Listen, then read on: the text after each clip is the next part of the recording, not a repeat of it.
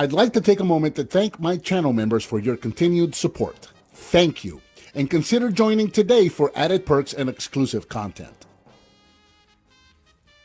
Hello and welcome, I'm Bert the Stormtrooper, and today we're going to be taking a look at the Popy Jumbo Machinder Mazinger Z, and I love this toy, and this is a huge grail for me.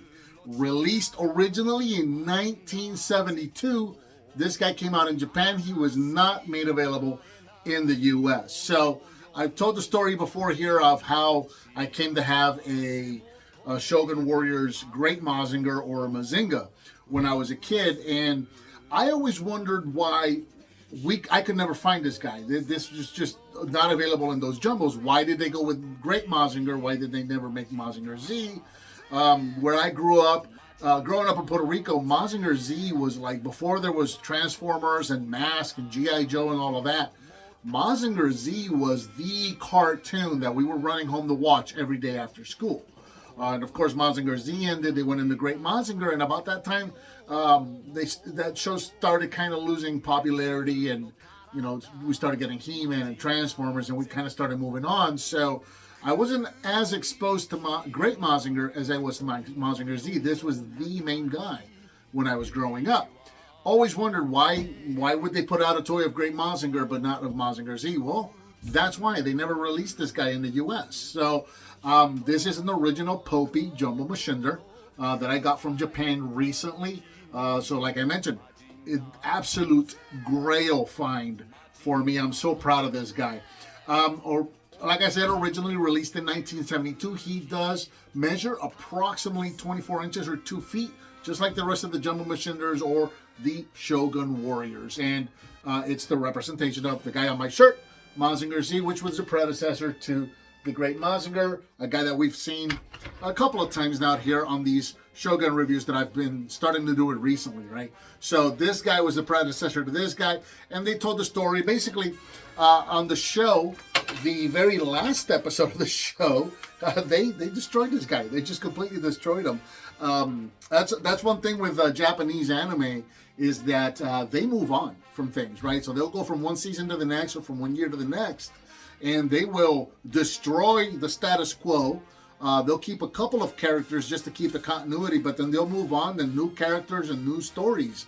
And Mazinger was no different. Mazinger Z completely destroyed, just annihilated, and then come to find out that he was the prototype.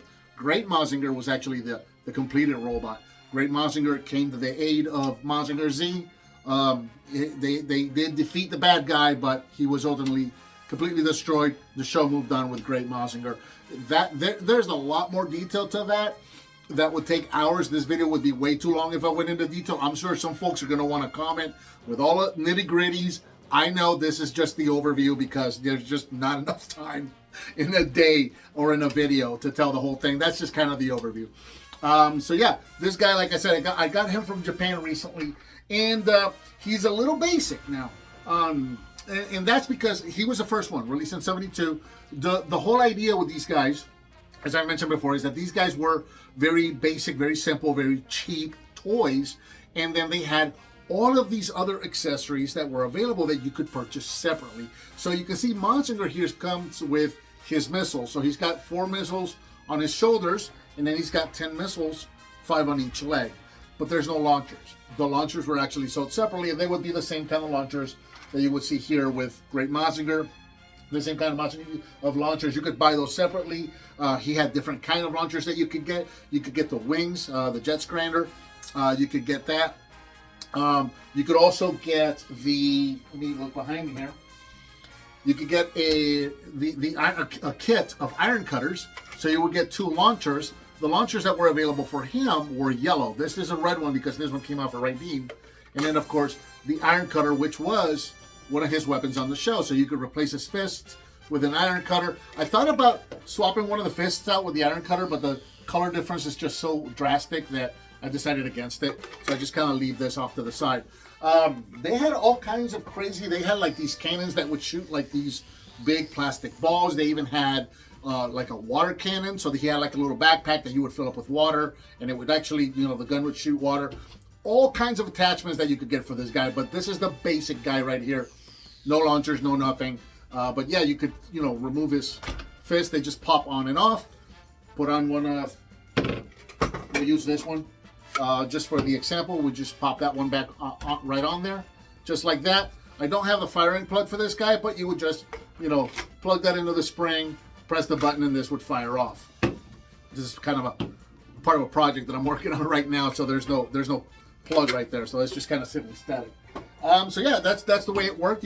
You start with the basic giant robot, and then you would get all of the different accessories for him, going all the way around.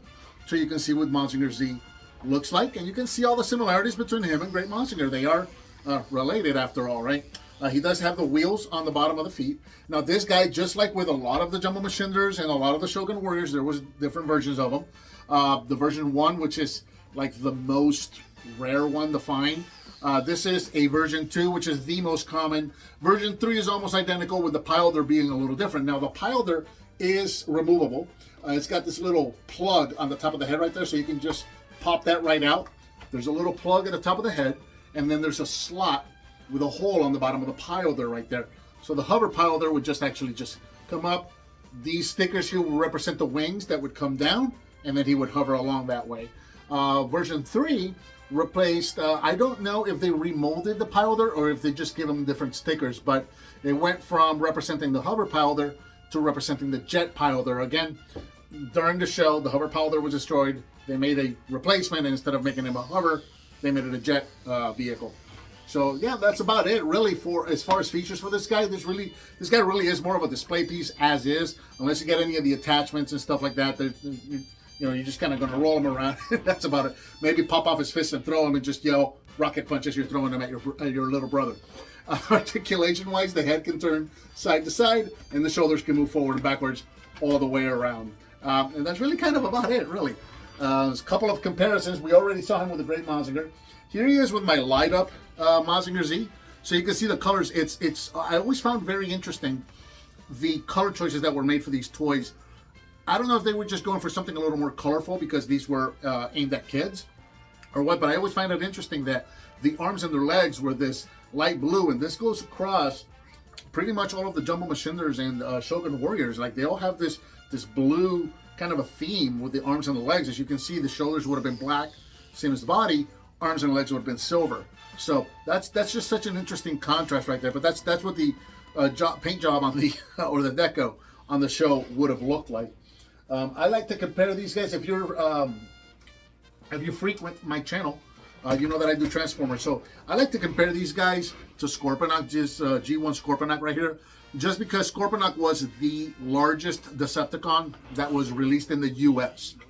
Right, so this being the largest Decepticon Transformer in the US, I like to use him for comparison, and you can see he just towers over Scorponok right here. Absolutely fantastic. So yeah, this is not a whole lot to show because I don't have any of the accessories, and yeah, those are going to take a little bit of patience to hunt down.